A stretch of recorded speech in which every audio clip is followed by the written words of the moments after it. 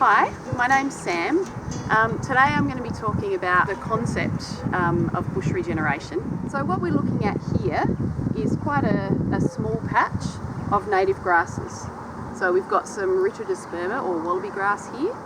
So we've decided today to focus on this area because in bush regeneration you really want to be native focused and not weed focused. For example, if you look behind me, the grassy weeds that are covering the entire area. If we were to remove these, and we're going to end up with probably just a lot of bare ground. So if we were to do that and clear fell the entire space, because we've got a lot of weed seeds sitting in the soil already, because there are a lot of weedy grasses here, that's what's probably going to come up, because a plant will try and fill that space. However, if we change and flip our focus to clearing areas that have natives, we're going to have more chance of the seed that comes up being a native seed. So that's where we're really going to focus our energies. I personally find that that's a much more positive way of looking at a site as well, because I love native plants. Clear a space and try and free those natives to allow them to grow more vigorously and to drop more seed and to spread even further. So right here, in amongst the wallaby grass, we've got a lot of mainly wild oats but mixed weedy annuals. So what we're going to do today is we have a look at where our native grasses are. You can generally see the difference between your native grasses and your weedy grasses. The native grasses tend to be more coarse and a slightly different green colour. So a lot of the weedy grasses, particularly the wild oat, is a more lime green colour. So it's quite easy to distinguish when you get up close. And then all we're going to do is what we call haloing. So just really gently and slowly, you just want to hand pull all of those weeds in just a nice little circle around the native. So my rule of thumb is that I like to go only as far out as you can see the seed heads are starting to fall, so that when that seed naturally drops, you've already cleared a space for it to start getting the light, getting the water, getting the nutrients. Now for a lot of people, if your native grass ID isn't strong, and I think that's probably most of us, because it's really hard to tell the difference between a lot of the grasses. If you're pulling out the weedy grasses, they tend to come out quite easy. They're quite shallow rooted, so they really don't take a lot to pull out. If you're doing that quite gently, as soon as you reach a plant that it's a bit more challenging to pull out, you naturally just won't pull it out. And so that's happened to me around here. There's a tiny little new Danthonia starting to come up, but I felt it because it was just not budging.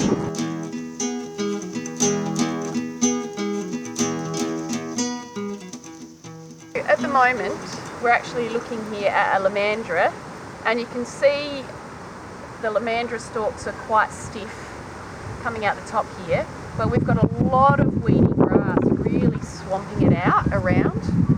Now in the past on this site I have been halo spraying, and if I move back a bit you may be able to see that the weedy grasses around here are less, and that's because the spray that we're using is working.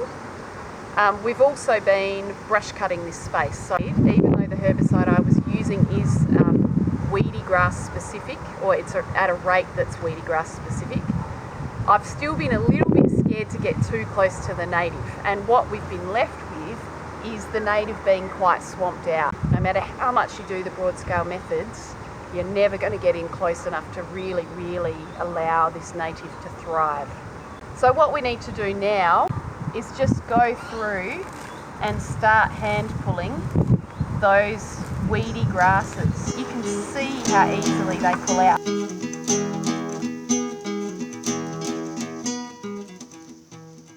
Alright, so you can see now, Mel and I have cleared around this Lomandra, that when it starts producing seeds later on in the year, those seeds will just naturally drop into the plant and around the plant, and they'll have a lot of space to germinate. We've now got a lot of leaf matter that we've pulled out.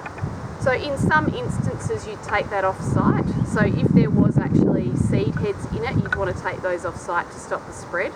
In this instance though, you can see that it's not really a very thick plant. It's going to break down pretty quickly. So all I'll really do, and while we've been working, you can see that we've really just scattered it around us, and that'll break down really, really quickly, especially with a bit of rain and a bit of sunlight. So now we're on the same site, but we're in amongst a patch of wallaby grass, or Richardosperma, that has been worked on previously. The great thing is it's really working well here. You can see that it's much easier to see the natives. They're really not swamped by those weedy grasses at all like they have been previously. So we're getting a lot of success. This patch has gotten a lot bigger over a number of years too. And we've also got a small juvenile grey box coming up behind me as well. So there's a lot of things that are now benefiting.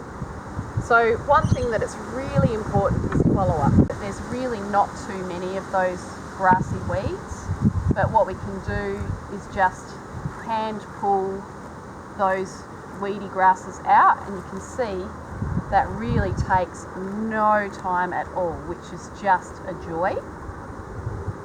But then what we have got is the introduction of a new weed.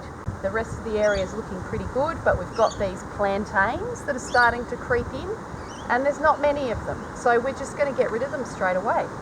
So I'm going to use my digger, and I'm actually just going to lever the plantain out. You can probably see that there's going to be a bit of dirt coming out. So what I'm going to do is just tap that dirt off as I go, and then tamp it down behind me. So there we go. I had 4 plantains and we've now removed them. And what that's done is it's removed the coverage of that plantain, because that's actually stopping any of the seed from actually hitting the ground and germinating. But we've also stopped that plant from seeding. So you can see with these, they hadn't produced any seed heads, and we've now stopped that from happening because the plant is gone completely. Ta-da!